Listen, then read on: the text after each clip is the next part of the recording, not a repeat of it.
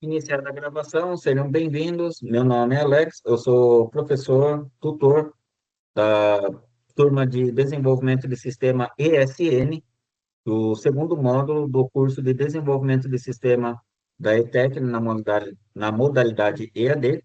E também estamos aqui com o professor Tiago, da turma ESN, também do segundo. Beleza? Bom, eu acho que hoje é comigo, né? A gente anda fazendo as duas turmas junto e daí a gente vai revezando um pouquinho, né? Quem que vai ministrando aqui o conteúdo. Deixa eu só fechar o WhatsApp, que não quer fechar.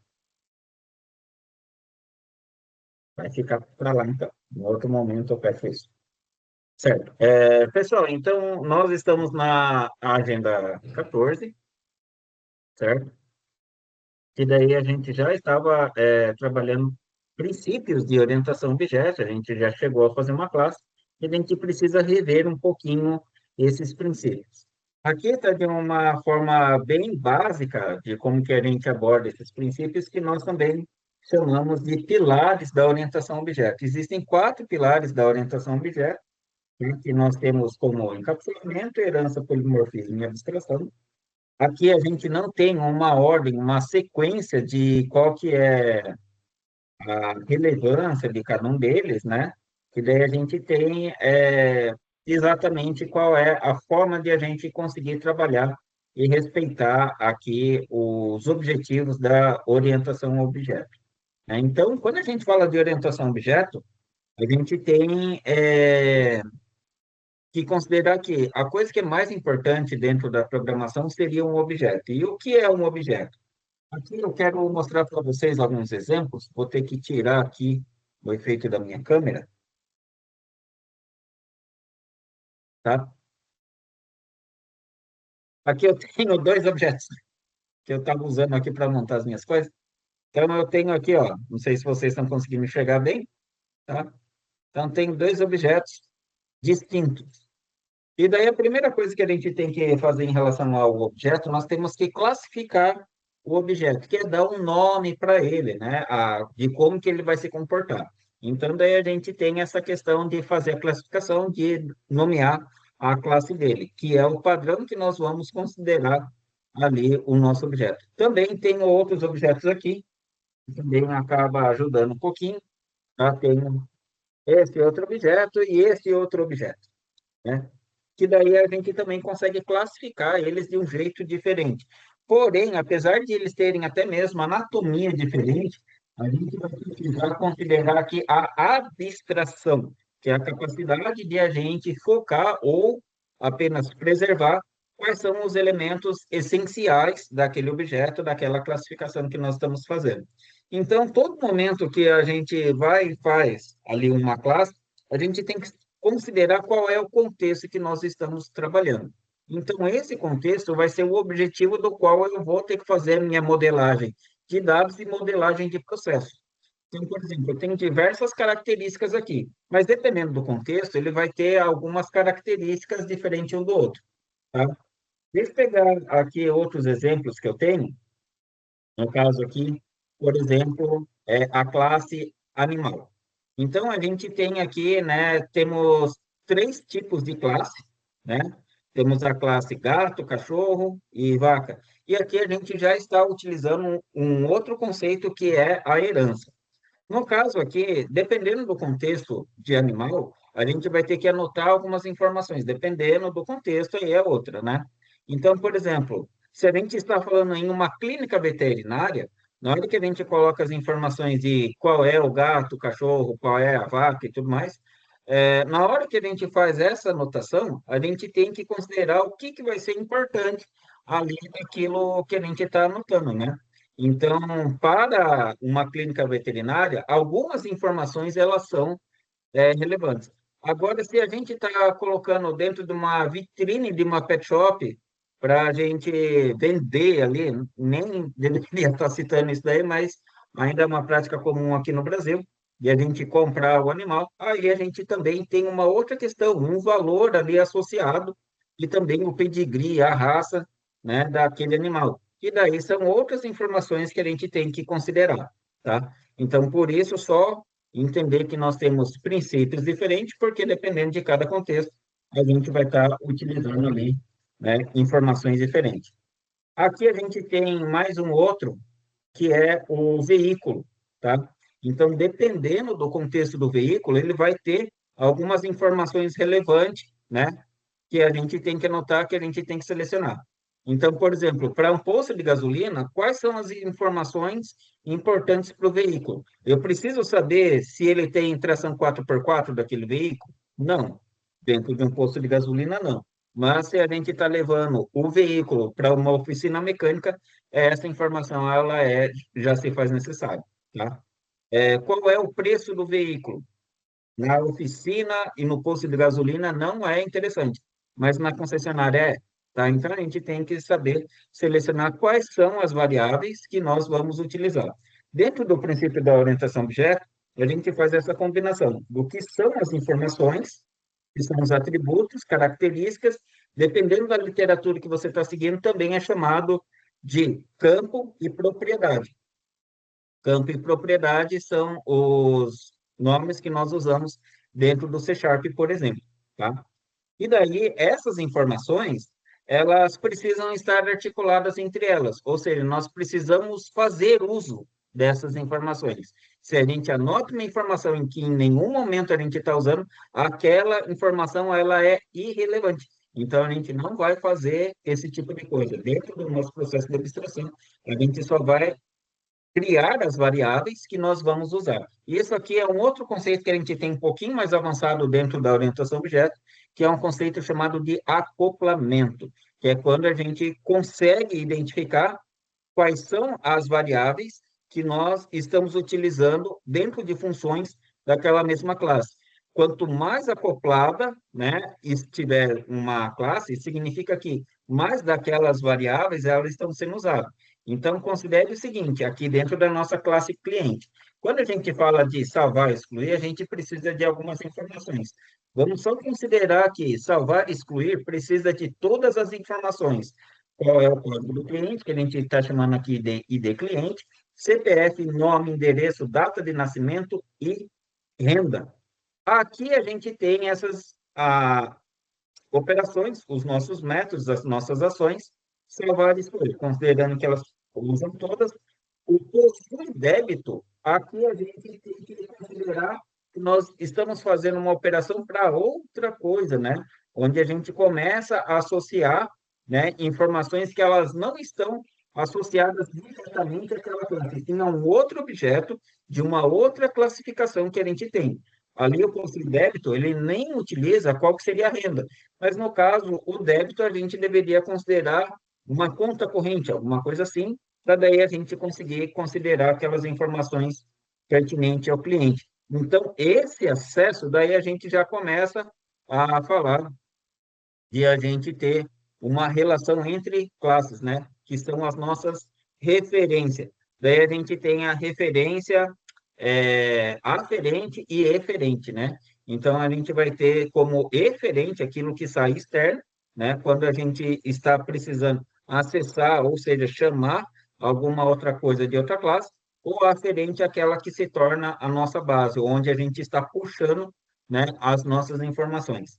Então, por exemplo, né, a gente tem aqui esse caso desse diagrama, onde a classe animal ela tem três referências, né? Ou seja, outras três classes, outros três arquivos dependem da definição desse animal. Já o cachorro, o gato e a vaca, eles não têm ninguém, né, que eles estão precisando. Então, eles só têm a aferência, né? Eles só precisam de alguma outra classe, que seria a classe animal. Aqui são conceitos um pouquinho mais complexos. Eu gosto de fazer muita referência com matemática, que daí vocês vão conseguir entender mais ou menos aqui qual é o objetivo, qual é a linha de estudo que eu estou querendo seguir aqui com vocês.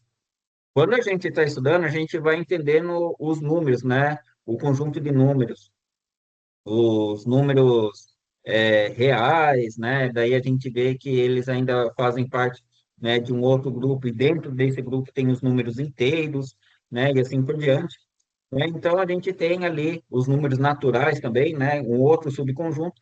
Mas se a gente vai e estuda o conjunto um pouco maior, os conjuntos menores eles acabam fixando um pouquinho melhor, sem a necessidade de a gente ficar focando somente nele. Tá? Então, aqui eu já estou passando um pouco do limite aqui com vocês, inclusive de estar trazendo outras definições, mas justamente para já ficar mais fácil de vocês absorver os conceitos que nós temos de uso ali das operações. Tá? Então, na hora que a gente fala de estar trabalhando com a herança, que é quando a gente está herdando, né? A gente tem uma informação que está dentro de uma classe e a gente pode reaproveitar ela em outra classe, né? Então, a gente faz aqui também esse processo aqui da herança. Aí, o que fica um pouquinho mais difícil de a gente abordar é justamente essa questão do polimorfismo. Naquele outro exemplo, aqui a gente tem um animal, aqui a gente pode considerar que tudo que a gente tiver, tanto no pet shop como na clínica veterinária, como um animal.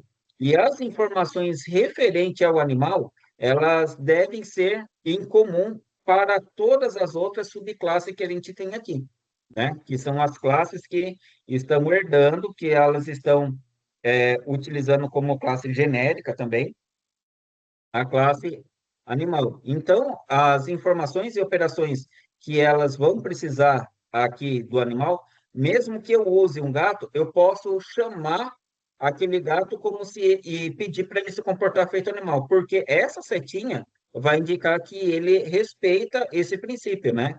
Que ele vai conseguir fazer as operações como um animal normal, ou seja, ter algum diagnóstico, né? Conseguir verificar quais foram os últimos atendimentos que foram feitos, né? E são as operações que nem essa operação que a gente tem aqui, o possui débito, que ele vai se comunicar, então, com outras classes. E o objetivo é exatamente esse, tá? Quando a gente fala aqui de polimorfismo, beleza?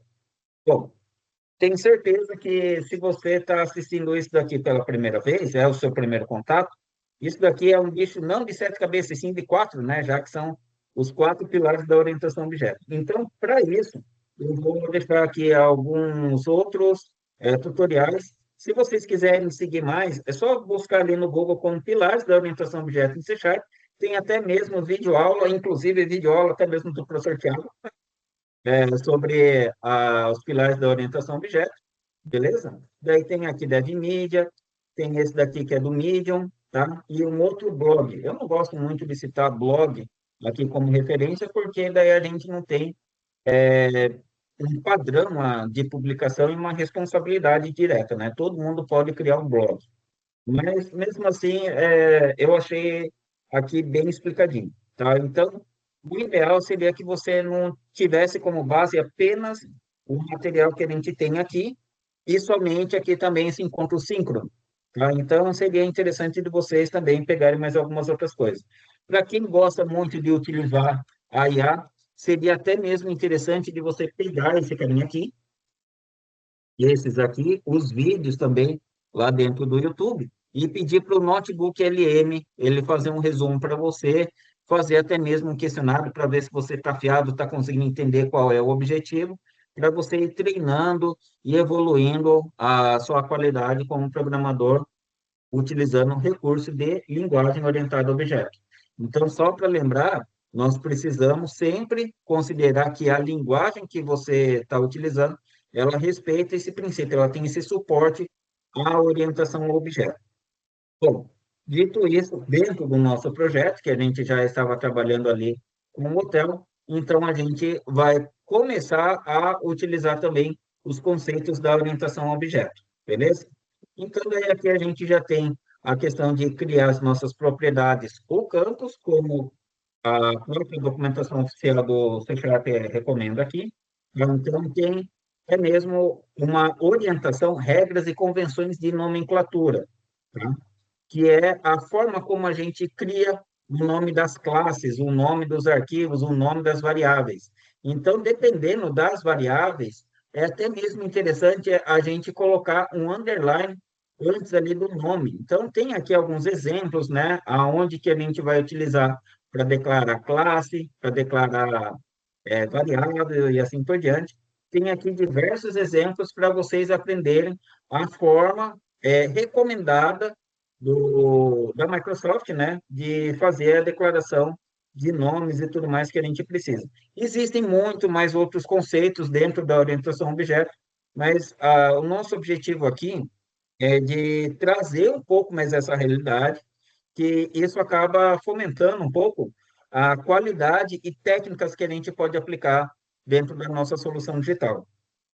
Quando eu falo de qualidade técnica, é porque acontece o seguinte: atualmente, todos vocês, eu considero que vocês estão fazendo desse jeito. Vocês estão fazendo um desenvolvimento independente, ou seja, vocês estão trabalhando de uma forma autônoma, ou seja, só você faz o seu código, só você trabalha. Beleza, dá para você fazer isso, ainda mais sendo um contexto bem simples e um contexto pequeno. A partir do momento que você começa a desenvolver código e misturar o código que outra pessoa está fazendo, ou o contrário, né? Você está fazendo um código e outra pessoa vai continuar esse código seu, então a gente precisa ter técnicas, né, para garantir conceitos de qualidade de programação. Então, essas técnicas que a gente utiliza, é, boa parte dela a gente utiliza dentro de um princípio chamado Solid, e outra parte a gente também utiliza de outro princípio, que seria os padrões de projeto ou design pattern. Então, a gente acaba estendendo mais um pouco de colocar outros princípios, outras coisas que a gente pode abordar dentro da orientação a objeto, inclusive o uso de classe abstrata, interface, enumerador e mais um monte de coisa. E daí, isso daí é o que vai acabar garantindo qual é o objetivo, tá? Que a gente tem é, dentro da programação. Então, só para abordar bem pouquinho sobre o princípio sólido, a gente fala que uma classe ela tem que ter uma única responsabilidade. Se a gente começa a fazer uma classe que faz tudo, por fim, o nosso código ele fica dependente somente de um único arquivo. Isso não é tão interessante. O interessante seria que a gente conseguisse delegar a responsabilidade. Eu tenho um arquivo que ele faz o desenho da tela. Tem um outro arquivo que ele conecta com o banco de dados. Tem um arquivo que ele envia um e-mail. E deixar eles separados e também na documentação, na hora que a gente começa a ver como que é o comportamento, a relação entre os arquivos, a gente consegue identificar qual é a responsabilidade deles. Isso, inclusive, ajuda a gente a direcionar qual é o membro da equipe que ele vai mexer em um determinado código, tá? Bom, eu tinha falado um negócio para vocês, eu estou achando que eu vou deixar isso, na verdade, da semana do... Aliás, o nosso último encontro, o encontro 16, que inclusive a gente não vai fazer de quinta-feira, porque dia 20 vai ser feriado, tá? É Dia da Consciência Negra, então a gente vai antecipar o nosso encontro para uma terça-feira, que vai ser o dia 18, tá? Que seria a parte do GitHub, de a gente conseguir fazer ali o clone do GitHub de uma maneira que você consiga, na hora de você utilizar o GitHub de outro autor, por exemplo, né, na apostila está ali o link, né, do professor Tiago, eu consigo pegar ali o código dele de uma maneira oficial, de uma maneira que ele consiga ver, inclusive, que eu estou utilizando, né, e manter essa relação, mas na hora de fazer o upload, não fazer o upload na conta dele, fazer o upload sim na minha conta. Então, daí é interessante a gente ter essa prática, né? Então, seria bem legal, mas é que eu só estou dando aqui uma aceleradinha, porque a gente também tem que abordar um outro assunto que era para a gente já ter começado na semana passada, mas ainda hoje dá para a gente fazer um pouquinho aqui, que é abordar o nosso simulado do exame presencial. Beleza? São 30 perguntas, e daí a gente vai analisar as perguntas de DS, da pergunta 1 até a pergunta 10. E daí nos outros a gente faz mais 10 também de cada, daí a gente consegue rever aí o simulado, beleza? Bom, então deixa eu só continuar aqui um pouquinho, tá? Então a gente tem aqui falando sobre o significado das palavras reservadas que nós temos a senso público, ou seja, permitir com que outro arquivo consiga visualizar. A gente fala arquivo, mas esse seria outro recurso, né? Porque aqui a gente tem um método, e esse método ele está utilizando um recurso, tá? Mas esse método ele pode também acessar um recurso que não esteja aqui dentro desse arquivo, e é o que está acontecendo, inclusive, aqui. O recurso console, ele não é declarado dentro de pessoa, ele é declarado em outro lugar, aqui utilizando um outro princípio, um outro tipo de projeto.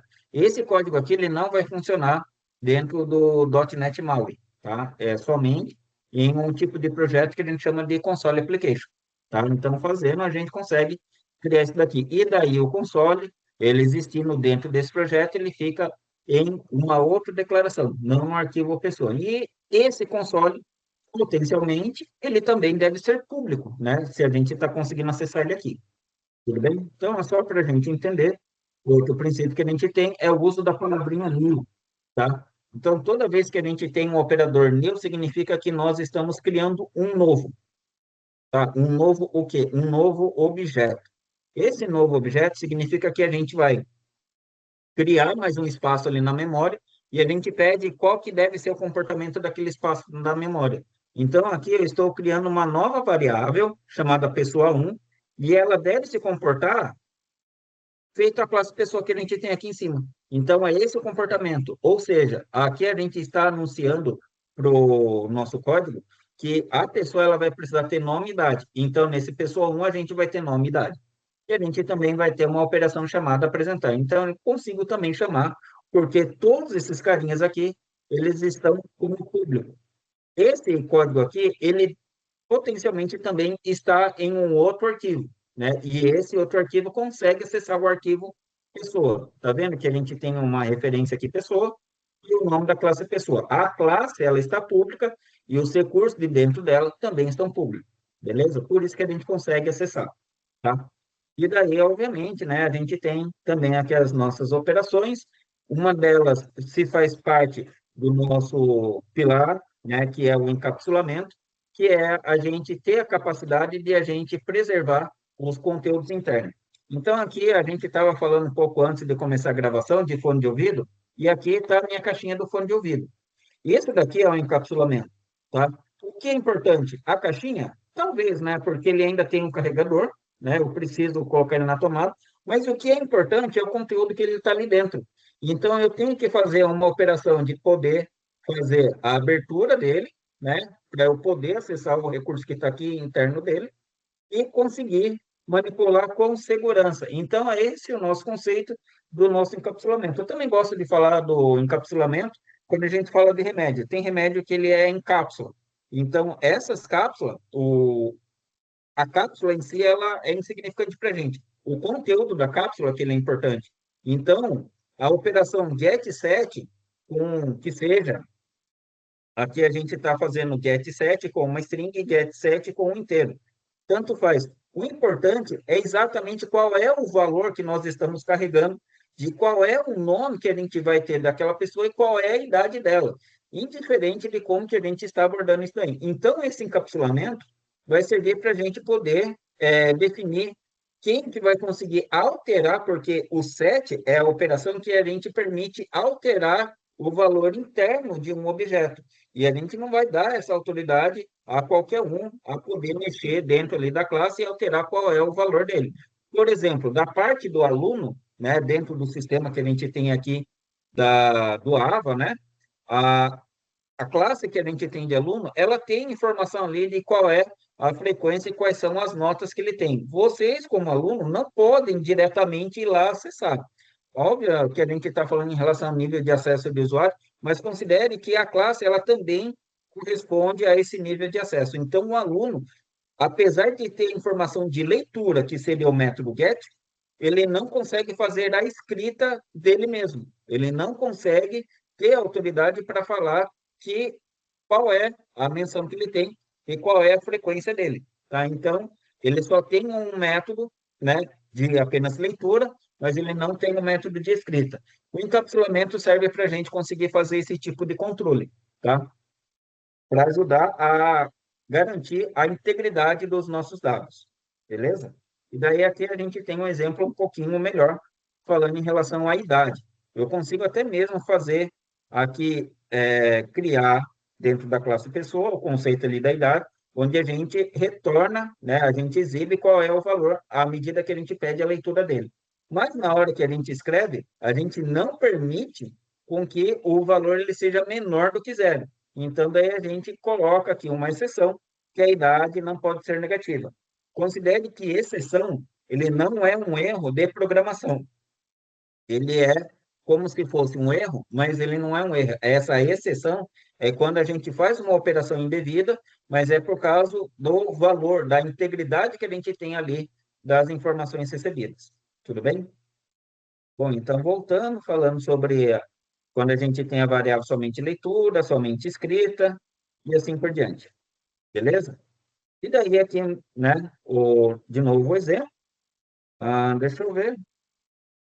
Certo. E daí também está falando sobre uma palavrinha reservada, Velo, que dentro do Visual Studio, né? Eu acho que esse aqui está com o Visual Studio Code.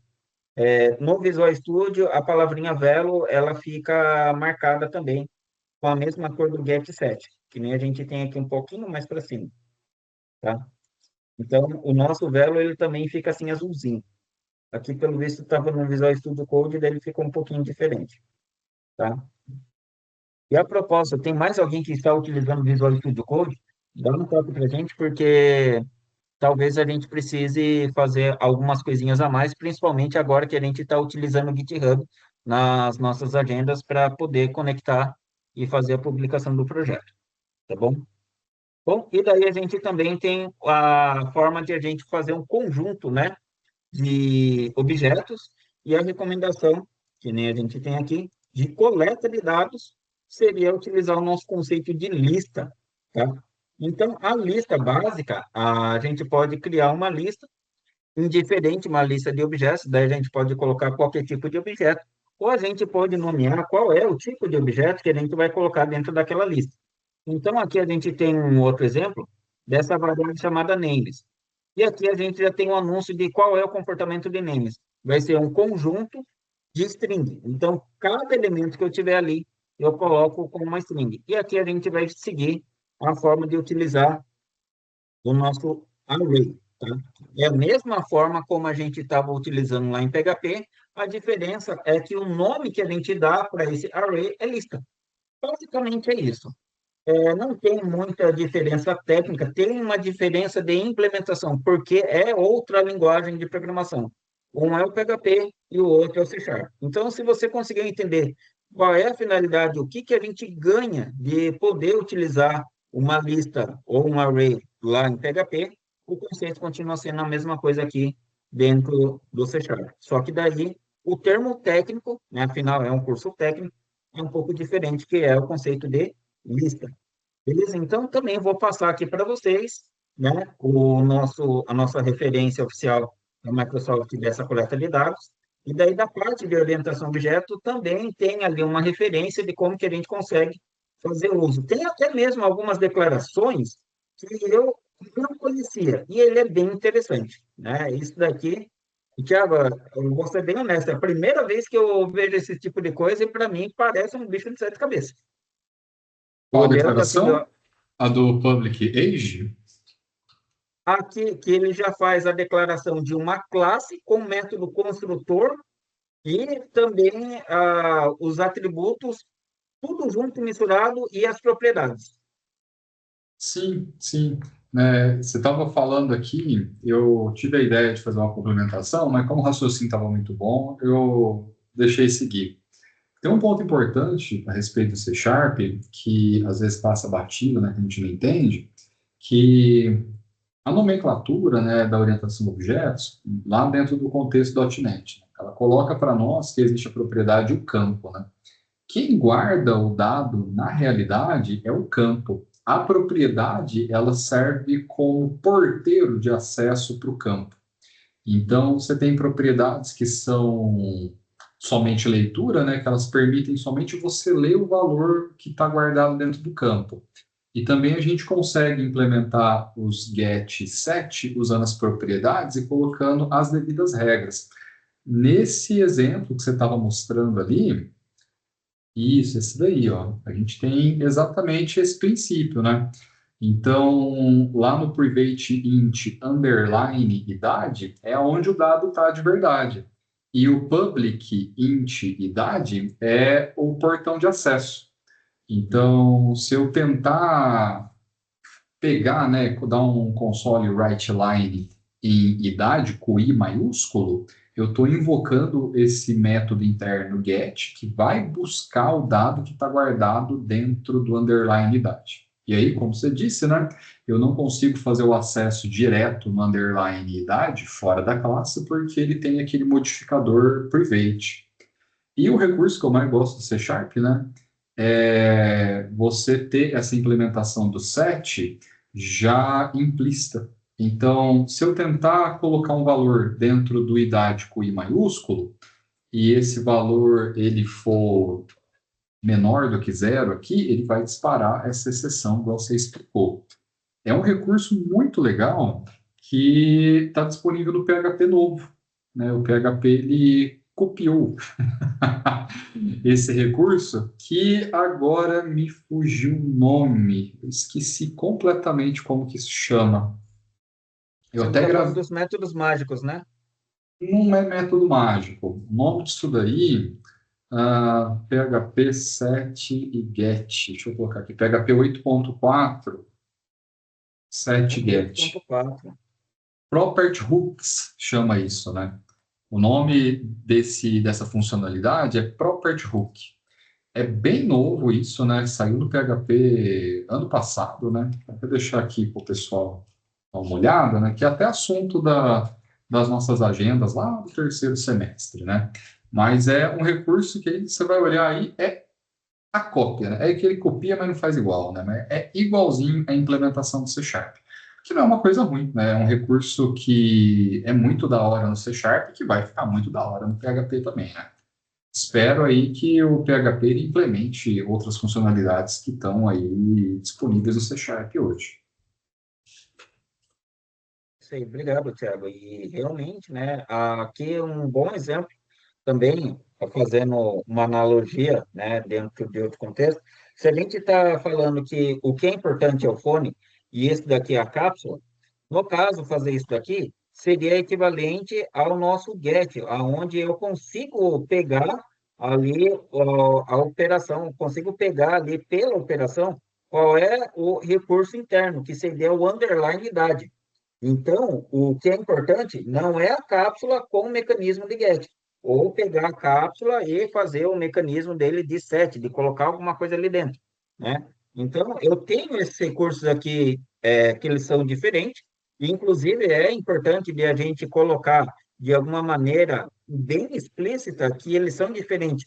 Um que é o mecanismo de acesso e o outro que é o recurso que ele precisa estar protegido, ele precisa estar privado, né? Para daí a gente garantir a integridade dele, com que nenhum outro venha acessar ele diretamente, a não ser ele mesmo, beleza? Então, é importante vocês considerarem isso, porque faz parte também do princípio lá da nossa orientação, né, do nosso encapsulamento. Tudo bem? Deixa eu ver. E daí da nossa lista, né, a gente tem esse conceitinho, como eu falei, se você entendeu, você também vai entender esse conteúdinho aqui que a gente tem de lista. E as operações que a gente tem de lista são as operações que a gente pode adicionar um elemento, a gente pode remover, podemos procurar um item dentro da lista e podemos fazer um for each, né, que seria uma repetição. Beleza? E daí a pesquisa aqui, ele também tem uns bons exemplos de a gente procurar onde que está um cara chamado Felipe e tudo mais. Se tem alguém chamado Notfound, alguma coisa assim, a gente consegue fazer, então, pesquisas dentro da nossa lista. A gente tem operações do nosso list. A diferença é que em PHP, o uso do array, que seria a mesma coisa do uso da lista, ele segue um fluxo que a gente tem de programação estruturada e não orientação a objeto. O que isso significa? Significa a ordem que a gente coloca, qual é a variável e qual é a operação. Aqui a gente coloca qual é a variável e depois qual é a operação. No PHP é diferente, é primeiro a operação e depois qual é a variável. De uma maneira bem superficial seria isso, tá? Tem também o conceito que esse carinha aqui, esse IndexOf, ele é público, né, e se faz a necessidade de seguir o padrão da orientação a objeto, e já lá no PHP não é assim que funciona, tá? Mas é algo bem parecido, inclusive a gente precisa fazer uma declaração, né, para anunciar que a gente vai utilizar o conceito da lista, né? A gente tem que importar ele de algum lugar que ele venha essa lista. só que quando a gente utiliza lá dentro do C Sharp, aparece lá as nossas listas, beleza? Né? Que tem ali o use, né? Bom, e deixa eu ver. Daí a gente continua o projetinho. E daí a gente está com um problema relativamente grande aqui, não para quem está assistindo. Para quem está assistindo, vocês estão fazendo de fato as tarefas, está sendo muito legal, bem importante o que vocês estão se dando a liberdade de seguir, fazer mais coisas. Está bem interessante mesmo. E a gente vai continuar esse projeto e colocar mais recursos dentro desse projeto, tá? Não são que nem os exercícios que a gente tinha de PHP, que eles eram isolados. Que daí você faz um projeto, ele era só um contexto, encerra aquilo ali e começa um novo em branco. Não, aqui a gente está dando sequência, continuando o projeto que a gente já tinha, tá? E daí aqui dentro desse projeto que a gente tem do App Hotel, então a gente começa a fazer a classificação também de colocar qual é a acomodação que a gente está fazendo dentro do nosso cálculo de diária. Porque dentro do cálculo de diária, a gente vai ter um outro contexto, qual é o tipo do quarto. E isso seguindo o nosso princípio, o tipo do quarto para fazer cálculo de diária, ele faz uma diferença, que daí é a diferença do preço pela diária. Então, se é um quarto maior, um quarto mais luxuoso, então ele vai ter um custo maior, e isso vai impactar no preço. E também vai ter uma diferença na hora de calcular pela quantidade de adulto e a quantidade de criança. A quantidade de tempo, a gente já vai fazer esse cálculo também com o check-in ou check-out.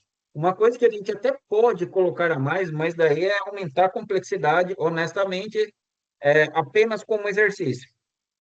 Para poucos alunos, né, que nem vou citar o nome, que apareceram hoje, né, e não nas últimas 2 semanas, né, eu até recomendaria de fazer esse tipo de exercício, que seria de colocar também uma diferença de preço para final de semana, que é uma prática comum, né, em hotel ou estaleiro, né, qualquer lugar onde você vai alugar ali uma pousada, né, um tempo que você vai passar ali, que daí de feriado e de final de semana ele tem um valor um pouco maior ou aplicar um desconto para dia de semana, né?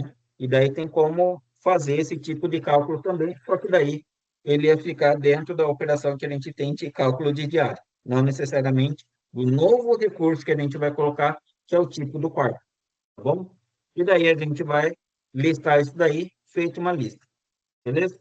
Então tem até aqui o projetinho, tá? Pra gente dar uma olhada, beleza? E daí a gente vai ter aqui os nossos recursos e tudo mais, beleza? Daí a gente tem os nossos main page, deixa eu ver, e aqui a gente tem o nosso modelinho do quarto, que eu tinha falado para vocês, tá? Então, esse quarto, ele vai ter as informações que são necessárias para o cálculo da diária, que a gente vai ter a descrição, qual é o nome dele, o nome de apresentação, e também aqui o valor da diária adulto e o valor da diária criança. Tem até mesmo uma questão que a gente poderia colocar de uma forma muito estúpida, desculpa de colocar desse termo, mas não é feito, graças a Deus. Ainda bem que o professor Tiago ele tem bom senso e misericórdia da gente, tá? Deixa eu pegar aqui a bio correspondente. Aqui. Opa, coloquei errado. Na hora de a gente colocar quais são os elementos que a gente vai colocar dentro da nossa labelzinha, né, do cálculo da diária, daí mostrar quais são os tipos de recursos, né, que a gente tem ali, que são os tipos da suíte, a gente vai colocar ali o que a gente está pegando. Então, a gente vai utilizar um binding ali para descrição. Em tese, a gente até poderia colocar ali um toString, né, nele diretamente dentro da classe, melhor dizendo, a gente faz o vínculo para estar utilizando dentro desse carinha, né, que a gente vai utilizar para esse picker, que a gente vai precisar utilizar. O picker é a combo box, que nem esse carinha aqui, tá? Que a gente clica, aparece uma listinha de opções. Na hora que a gente carrega, a gente vai chamar ali o picker para daí ele poder colocar qual que é o, o objeto daquela lista. Esse daqui ele fica em outro lugar? Pelo visto, sim. Aqui. Não, aqui só o navigation e aqui ele tem uma lista. Mas ele não está aplicando a lista em mais lugar nenhum. Isso mesmo? Ah, essa lista, inclusive, ela está como pública, né? Ah, certo. E é de lá que a gente está puxando qual que é essa lista pública. Aqui, ó. Que é esse aqui, o pique quarto. A gente tem como item certo. Tem até um outro jeitinho de fazer, de colocar aqui que a gente está chamando como o nosso bind context, né? Que a gente vai estar chamando pelo bind context a referência do próprio objeto. Então, aqui esse picker a gente já poderia fazer nele aqui da mesma maneira que a gente também tem esse bind context aqui para nossa label, na hora que a gente estava trabalhando ali com o stepper.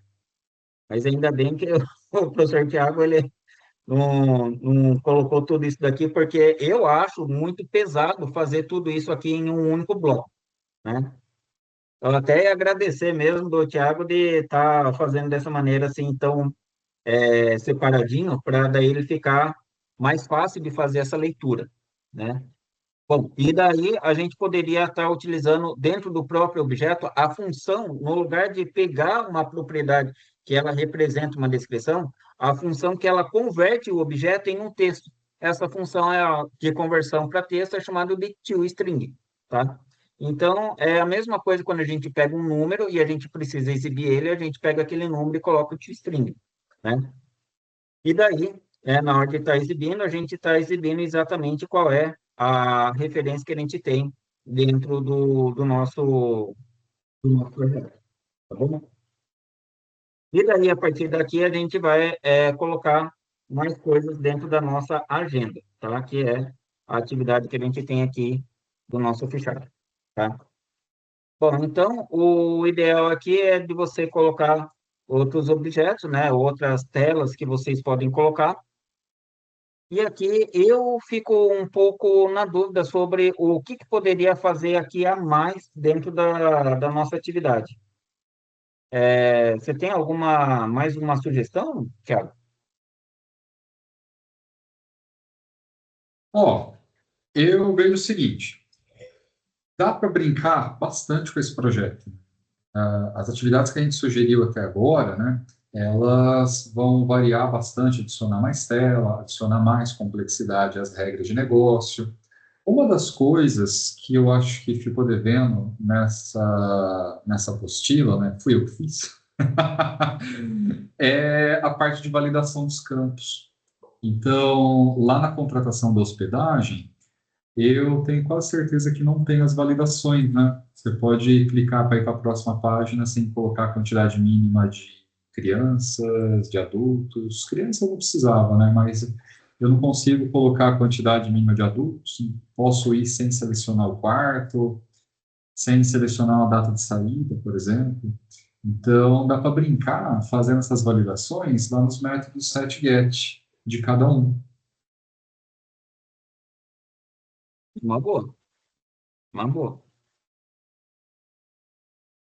Outro que eu vejo que também seria interessante é do cálculo da diária, também você colocar mais um outro campo de, por exemplo, quantos cafés da manhã serão necessários, né?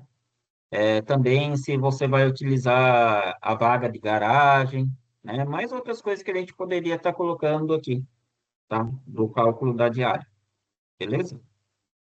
Então, tem mais algumas opções e, por exemplo, se é assim, incluir almoço, incluir café da manhã, incluir, pode ser uma checkbox, e daí, sei lá, o valor dobra, alguma coisa assim, tá? Seria interessante. Então, para cada dia, fazer um cálculo assim também. E também de acordo com a quantidade de adulto e criança, a criança paga metade ou não paga, sei lá, vocês também têm essa liberdade. Como aqui, pelo menos, os alunos, com todo respeito, os que andam entregando, estão se dando a liberdade de fazer bastante mudança, fazer realmente o projeto, inclusive, um parabéns para todo mundo. Eu estou dando aí algumas sugestões também para vocês implementarem e fazer mais coisas, tá? Pessoal, antes de a gente encerrar, eu queria aproveitar e falar da do nosso simulado, tá? Então, a gente tem, deixa eu ver, né, agenda um, recuperação final não. Aqui embaixo, prova simulada. Daí a gente tem aqui, ó, mergulhando no tema, o simulado, e daí vocês também têm acesso a esse gabarito. Só temos que entregar 3 telas do site. Não é necessariamente um site, tá? Isso daqui é um aplicativo dentro do C Sharp, né? Que é o .NET MAUI.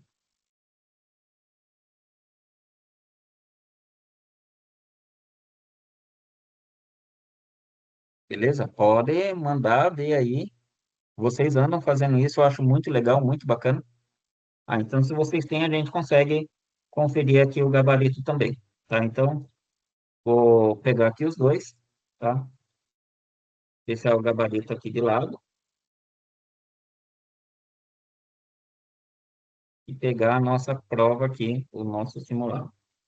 Então, questão um não é nossa, questão 2 é. Vinícius está desenvolvendo um aplicativo de autenticação para a empresa Elephant Kids, usando .NET MAUI. Ele deseja configurar os botões que permitam a navegação entre telas do aplicativo, garantindo uma experiência de usuário fluida e segura.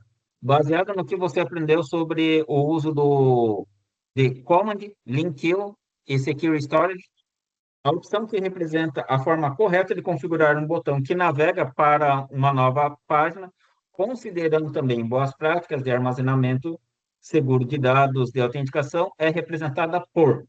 Aí a gente tem aqui uma série de coisinhas que a gente poderia estar utilizando para poder pegar. Então, o que a gente está utilizando, ah, olha, eu honestamente não utilizaria isso.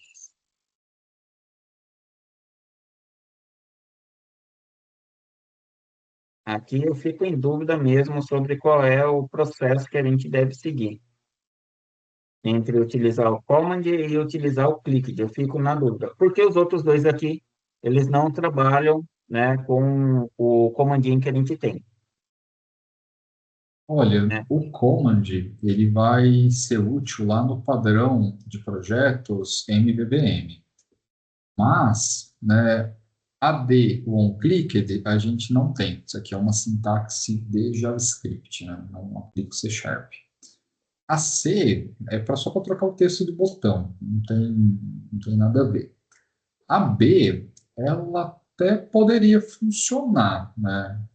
Bem estranho, é bem estranho, mas poderia funcionar ali, tem uma sintaxe meio diferente.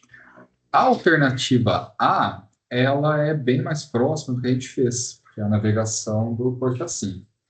Mas agora, olhando aqui, aí eu fiquei em dúvida, acho que tanto a A quanto a B, elas podem funcionar. Mas só que nem você falou, ele não é da nossa sintaxe. Eu ultimamente ando confundindo bastante a sintaxe. Depois de 10 linguagens de programação que vocês aprendem, pessoal, vocês ficam assim, tá? O que o gabarito fala para Ufa, nós ali? A 2 é o quê? É a A, não a é? 2 aqui está falando que é a alternativa B. A B? Ah, dá certo. Alternativa B. É que eu não faria com command, e aqui ele está falando que é para fazer uso do command, né? Então a ideia seria exatamente essa. Só que daí aqui a gente também não está aplicando nenhum conceito de link e nenhum conceito do secure storage, é. né? Então aí eu ainda fico em suspeita essa questão 2 aqui. Beleza, continuando, questão 3. Vinícius está finalizando o desenvolvimento do aplicativo de autenticação da empresa Elephant Kids, usando o .NET MAUI. Ele precisa armazenar de forma segura o token de autenticação do usuário, com base no que você aprendeu sobre o uso de Secure Storage no .NET MAUI. A maneira correta de salvar um dado sensível no aplicativo é utilizando a linha de código. E daí, a única coisa que a gente vai ter aqui é o Secure Storage, alternativa D também, tá? Mas não é somente isso, tá? A forma como a gente opera o Secure Storage a gente vai ter o get e também o set async, tá? E daí, na hora que a gente coloca o set async, a gente precisa das duas variáveis. Uma, qual é o nome, né, que a gente está aplicando para ele, e depois qual é o valor. Então, seguindo, todos os outros, eles também têm a mesma referência, né, de utilizar qual é o nome dele e também qual é o valor. A diferença é como a gente chama aqui. Então, alternativa B, tá? Deixa eu só trocar aqui para poder selecionar. A gente já veio aqui. Beleza. Daí tem um texto. Eu geralmente não faço isso. Eu pulo aqui um pouco o texto, depois eu volto se ele é necessário. A alternativa 4 ela é de TI, da parte de SQL. Aqui a 5 é de TI também de redes. A 6 também é 7. de TI. E daí a gente vem aqui para 7. Mão de obra especializada. Eis a questão. Contar com uma equipe de profissionais qualificados em programação é um dos principais desafios no desenvolvimento mobile. Eles desejam trabalhar em grandes projetos mobile e, para isso, precisa preparar-se para quando a oportunidade surgir. Ela entende que, no desenvolvimento de interface para aplicativos, é essencial que o usuário interaja de maneira intuitiva e que as ações estejam claramente definidas.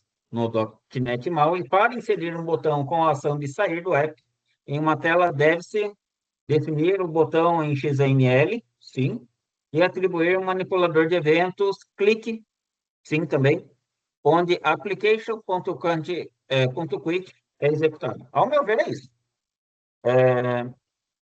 D.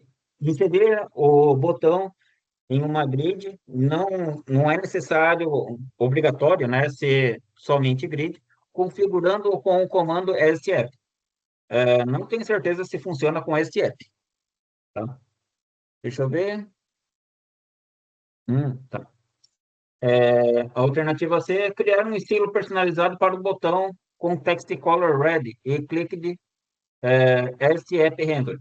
No caso, com o estilo, clicked ele acaba não aplicando, tá? Porque clicked ele é evento. E a alternativa D, configurar um linear gradient brush no fundo do botão e definir action close app. Então, a alternativa A da questão 7. E aí, só mais algumas aqui. Daí aqui tem o nosso. A questão 8.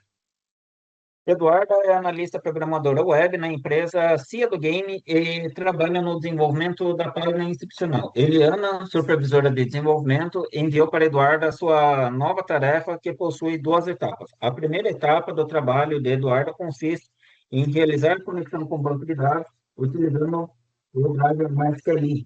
Para isso, ela recebeu as seguintes informações: IP do servidor, base de dados, usuário e senha. Tá? A conexão será alocada em uma variável denominada com e deve ser verificado se houve falhas. Se houve falha. Com essas informações, Eduarda desenvolverá a seguinte codificação. Então, qual é o comando certo aqui?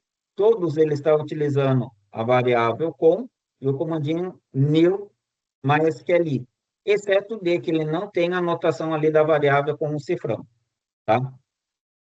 Continuando aqui, a gente tem a primeira informação, qual é o IP do servidor. Então, é esse o IP do servidor, beleza?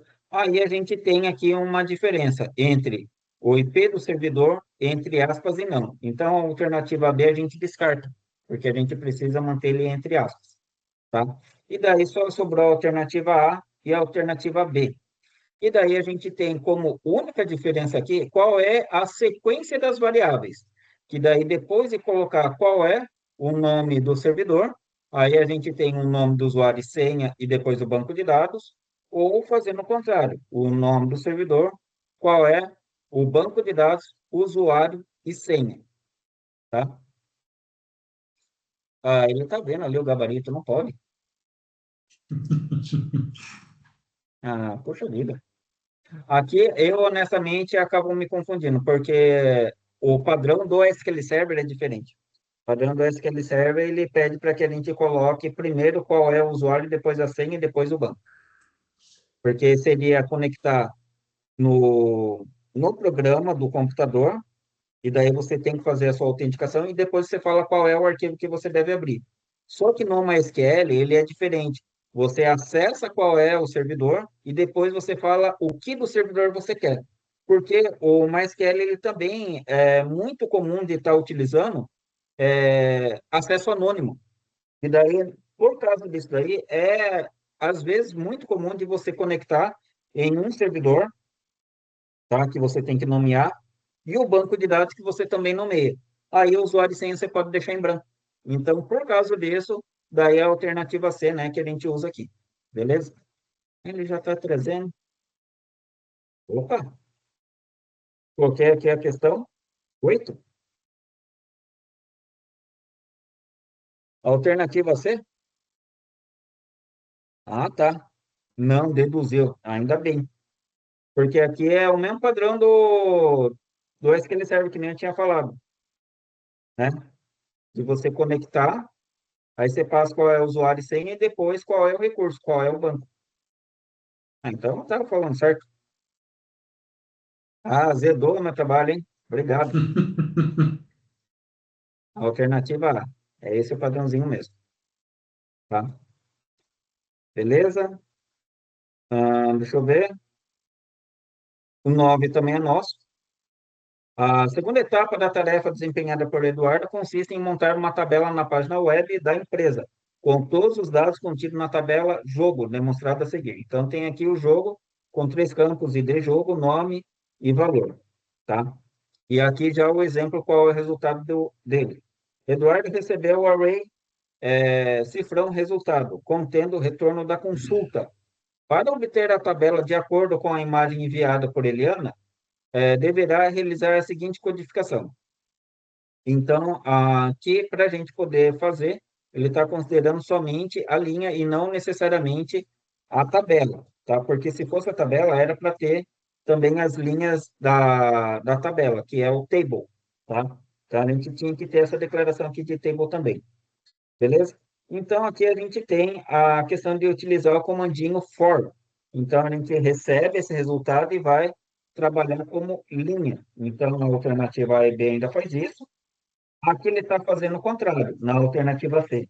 Então, a alternativa C a gente descarta. Os outros eles estão fazendo ali certinho, tá?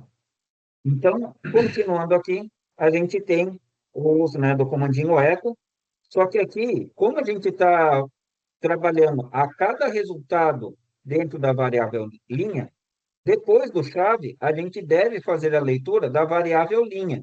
Então, esse daqui está errado, que ele utiliza o resultado. Esse aqui também está. Não, esse aqui já tinha descartado. E aqui sim a gente está utilizando a linha também, tá? Então só ficou a alternativa D e a alternativa D, tá? Na alternativa D, a gente puxa, abre primeiro um TR, tá? Aí depois a gente coloca um TD e encerra esse TD com a linha do ID jogo, nome e valor. Linha ID jogo, nome e valor. Beleza? No caso, por isso daqui ele está, né, utilizando aspas simples ou apóstrofo, é necessário fazer a concatenação. Não dá para fazer interpolação direta, tá? Aqui também, tá? Ele está fazendo, só que aqui ele, deixa eu ver, é isso mesmo. Os dois estão fazendo a mesma coisa? Tem alguma diferença? Ele abre TR, fecha TR, abre TD, fecha TD.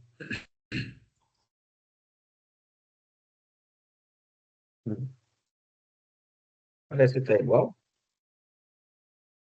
Ah, não, perdão, eu estou falando tudo errado aqui, pessoal. Porque para poder Tá. fazer o comandinho assim do for, não é o comando for, é o comando for each. Ele está trocando a ordem do for each, né? Não, aqui ele está como for each no D. Aqui no D é apenas for. Uhum. É só isso aqui que está de diferente. Então, é a alternativa D. Beleza?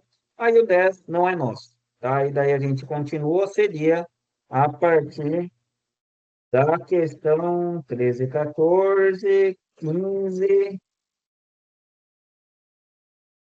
Deixa eu ver, 16. Aí o 16 a gente vê na próxima agenda. Beleza? Ok, pessoal? Bom, então, só para lembrar, a gente vai incluir agora a questão de ter o quarto ali também dentro de um picker, né? Que daí a gente precisa seguir o padrãozinho de orientação objeto e se dê a liberdade também de explorar mais algumas outras coisas. Ok? Pessoal, só para lembrar, no dia 20, que seria a nossa última agenda, né, o nosso último encontro síncrono, ele vai ser feriado, então a gente não tem aula nesse dia, e daí a gente vai antecipar, né, para o dia 18, beleza? É isso aí. Pessoal, só vou encerrar aqui a gravação, e a gente continua aqui falando um pouquinho. Então, até mais, pessoal.